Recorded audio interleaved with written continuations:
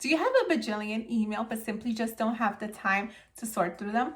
I got you. Today on day 12 of the FlyLady 31 Baby Step Challenge, we are going to sort through those emails. Take a timer and set a 5-minute timer. We're going to get rid of a bunch of emails in just 5 minutes. Go through your emails in order, but here's the trick. We're not going to go through the emails one by one.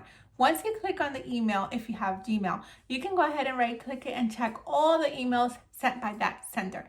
Then you can go and delete all of those emails at once by selecting all. And once you do that, you will no longer have those emails. But wait, before you do that, feel free to open one of those emails and unsubscribe. That way you will no longer be getting unwanted emails. At the end of the 5 minutes, please stop. And we're going to add that to our routine, whether morning, afternoon, or evening. We're going to sort our emails 5 minutes at a time.